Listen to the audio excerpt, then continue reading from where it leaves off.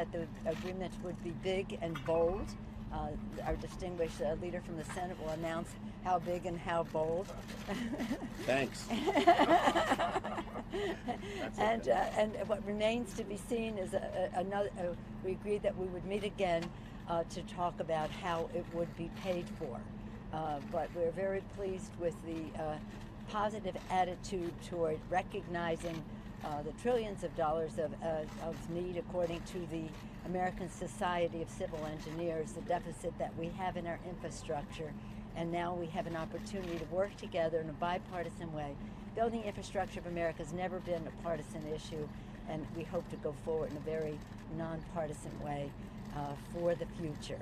With that, I'm just pleased to yield to the distinguished leader thank from the you. Senate. And it was a very constructive meeting. It's clear that both the White House and all of us want to get something done on infrastructure in a big and bold way. And there was goodwill in this meeting, and that was different than some of the other meetings that we've had, which is a very good thing. First, we agreed that infrastructure is crucial to the future of America. We agreed it creates jobs. We agreed it keeps us competitive. We agreed that for 25 years, this kind of a big, bold bill that we could pass would make America a better place. This is not just a 1 year or 2 year. We agreed on a number, which was very, very good, $2 trillion for infrastructure. Originally, we had started a little lower. Even the president was eager to push it up to $2 trillion. And that is a very good thing. And then we talked about a number of things we would do. Obviously, the roads and the bridges and the highways, obviously water, but also a big emphasis on broadband, that every American home, we believe, needs broadband, an emphasis on the power grid so we could bring clean energy from one end of the country to the other, and several other issues. We told the president that we needed his ideas on funding, that the last bill he proposed, which A, was smaller, but B, took as much money away, and the speaker emphasized this, took as much money away as it put in, wasn't going to work. So where does he propose that we can fund this? Because certainly in the Senate, if we don't have him on board, it'll be very hard to get the Senate to go along. And we said we would meet in 3 weeks, and he would present to us some of his ideas on funding. So this was a very, very good start, and we'll see. We hope it will go to a constructive conclusion. Madam Speaker, how hard is it to work with this president on infrastructure when he's stonewalling you on investigations? Well, we can, obviously we are here to do something for the American people. We have said all along in our For the People agenda that we ran on, that we were there to lower the cost of health care for the American people by lowering the cost of prescription drugs, and we hope to work with the president on that.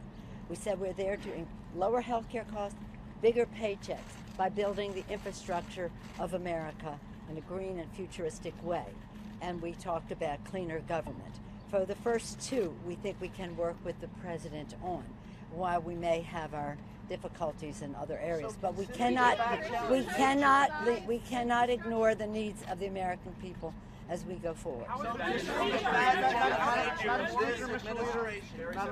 issue come up in this conversation? No. You can ask the same question of the Senate leadership as well. And to both of you, right after the midterms, the president suggested that he wouldn't be able to work with you if you were simultaneously investigating him. Do you get the sense that that has passed? And can I ask you, what is a bigger priority for Democrats, investigating the president or trying to work with him? Our priority is to honor our responsibilities under the Constitution of the United States, to meet the needs of the American people, and to honor our oath of office. I'm going to yield to the... Yeah, let me just say one more. Let him, please. In previous meetings, the president has said, if these investigations continue, I can't work with you. He didn't bring it up. And so we're going, I believe, we can do both at once. We can come up with some good ideas on infrastructure, and we want to hear his ideas on funding.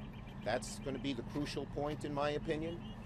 And the House and the Senate can proceed in its oversight responsibilities. The two are not mutually exclusive, and we were glad he didn't make it that way. So We'll take one more. What has happened? You're all turned into shouters. Last question. I'll take a one from a woman. Yeah. Thank you. Did you choose a leader among you to guide the infrastructure project and spending going forward? Well, we have our some of our members. We have our leadership there, and I have a rule when I go to a meeting with many members, and that rule is the purpose of the meeting is not to criticize the President of the United States, and secondly, that every person has a chance to say what he or she came to say. So this is a collaborative effort, and we hope it will be very bipartisan. But we will be meeting next about how it's paid for, and that will engage, of course, the Secretary of the Treasury, among others, and our leadership in terms of the Ways and Means and the Finance Committee. Well, we agree. Wait. But some of it will also spring from the Committee of Jurisdiction, for example, the Transportation Infrastructure Committee, which has its own funding mechanism. This is a technical question you're asking, but everybody who is appropriate to the solution will be This is the involved. last thing we're going to say. We agreed that the same group would meet in about 3 weeks, and the president would present his ideas on funding, and we would take it from there. And if we had to break up in smaller groups after that, so we would. Let me just add one point.